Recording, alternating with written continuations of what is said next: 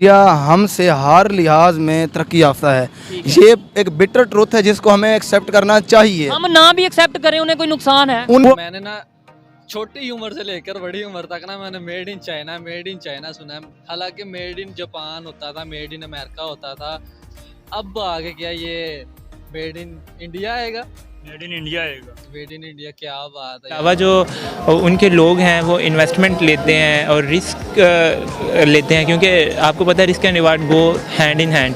तो यही रीज़न है कि वो आज ज़्यादा तरक्की कर रहे हैं एज़ कम्पेयर टू पाकिस्तान। देखें इतना एकदम से मोदी के आने के बाद इंडिया इतना डेवलप की तरफ जा रहा है, तो क्या कहना चाहेंगे? आप ये भी देख लें कि वो बस वैसे भी कंफर्टेबल है, देखने में भी पता लगता है वो तरक्की कर रहा है, इंडिया तरक्की कर रहा है। हम तो अभी बहुत पीछे हैं, हमें चाहिए कि हमें भी मेहनत करें, हम आगे बढ़ सकें। जय हिंद दोस्तों, एक समय था कि जब भारत में यूरोपियन वाहनों को बहुत ही ज़्यादा एडवांस और बहुत ही ज़्यादा विकसित माना जाता था, लेकिन आज ये समय पूरी तरह से बदल चुका है और आज भारतीय वाहनों को भी यूरोप में बहुत ही ज़्यादा एडवांस और विकसित माना जाता है। और साथ ही साथ इन यूरोपियाई देशों में भारतीय वाहनों की बिक्री बहुत ही तेजी से हो रही है और भारतीय वाहनों की मांग भी बहुत ही तेजी से बढ़ रही है।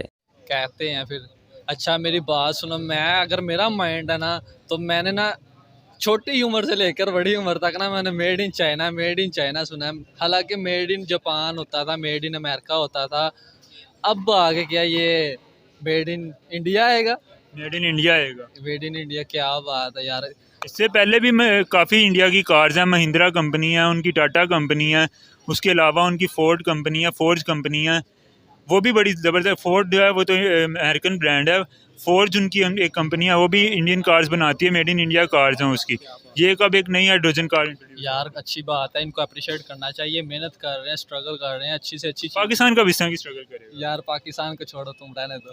नहीं बताए ना, अगर हम सियासत से थोड़ा सा साइड पे होंगे तो फिर सारा कुछ कर सकते हैं। बहरहाल हम सियासत में फंसे हैं। हम अभी सियासत में हैं। इंडिया वाले अभी सियासत में नहीं फंसे। इंडिया वालों ने यार अपना प्राइम मिनिस्टर सेलेक्ट किया हुआ है, 25-30 साल हो गए उन्होंने किया हो गया। उनका है कि प्राइम मिनिस्टर नरेंद्र मोदी का ये सेकंड टर्न हो रहा है, उसको तकरीबन 10 साल होने वाले। 10 साल होने। हमारे पास एक नवाज शरीफ था जो अब गद्दार हो गया, अब हम क्या कर सकते।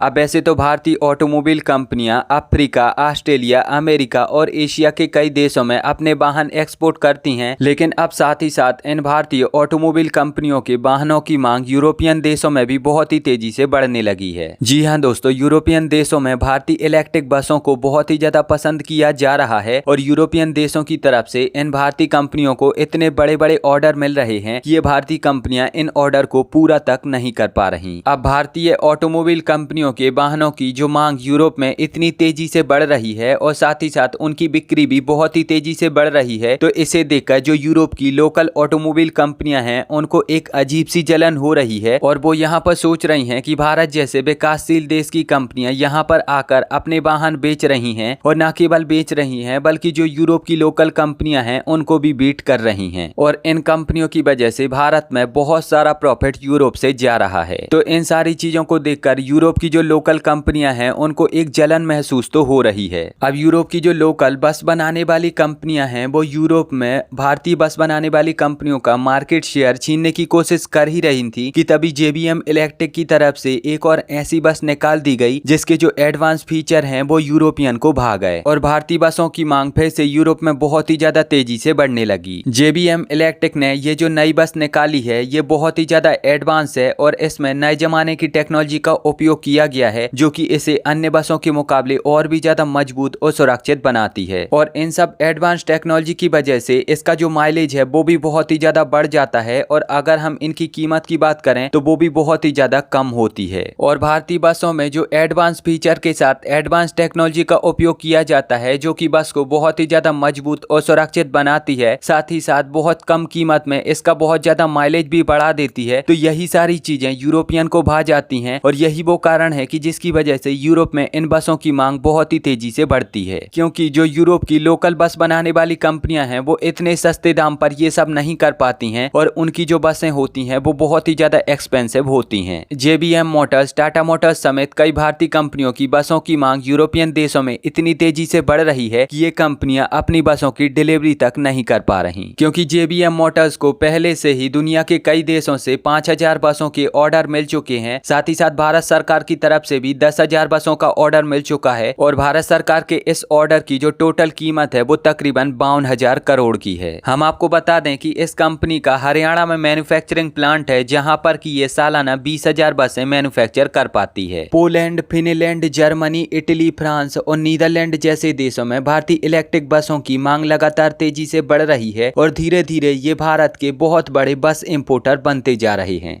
पड़ सकता है उसकी हर चीज़ पे। अच्छा, सबसे पहले तो आपने मुझे ये बताया ही नहीं कि इलेक्ट्रिक थी। अगर इलेक्ट्रिक है तो ये तो और बेहतर बात है, इकोनॉमिकली वो और सेफ़ है, क्योंकि अगर वो जनरेट करें इलेक्ट्रिसिटी अपनी, ठीक है, वो जनरेट करके अपना ही जो फ्यूल उनको ज़रूरत नहीं पड़ेगी, फ्यूल को वो बचा सकते हैं। फ्यूल का जब वो बजट बचाएंगे, आपको पता है फ्यूल की जो रेट हैं वो आलमी सतह पर ऊपर जा रहे हैं, अगर वो अपने फ्यूल को बचाएंगे तो मेरे ख्याल से बेहतरीन से बेहतरीन चीज़ एक ये होगी। दूसरी चीज़ ये होगी कि उनकी पॉपुलेशन ज़्यादा है तो ज़्यादा व्हीकल की ज़रूरत पड़ेगी। व्हीकल कम है तो पोल्यूशन भी कम है पॉपुलेशन में उनके, तो बहुत बेहतरीन है, मतलब कि इलेक्ट्रिकली और इकोनॉमिकली और हर लिहाज से उनके लिए बहुत बेहतरीन है। अच्छा, मेरे तो ख्याल से यहाँ पर भी ऐसी अचीवमेंट्स आनी चाहिए ताकि हमारे यहाँ पर भी जो है, जैसे कि आपको पता है कि पेट्रोल की वजह से हर चीज़ महंगी हो रही है। बिल्कुल।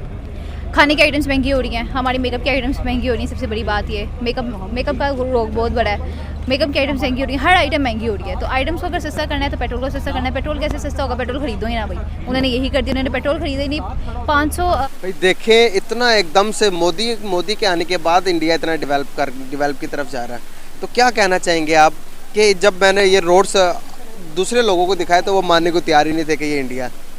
देखिए जी, हमारे खान साहब ने भी बड़ी उम्मीदें दिलाई थी कि मैं नया पाकिस्तान बनाऊंगा, बहुत कुछ उन्होंने हमें ख्वाब दिखाए थे, लेकिन अफसोस कि अभी कोई भी ख्वाब पूरा नहीं, सब चकनाचूर हो गए हैं। तो चाहिए था खान साहब को भी चाहिए था यार कुछ तो चेंज करते ना यार। फिर खैर ये लॉकडाउन कोरोना इसकी वजह से बड़ी टेंशन है, लेकिन स्टिल अभी भी ना हम लोग अभी इस जो हमारे खौल है ना उससे बाहर ही नहीं निकल पा रहे ना।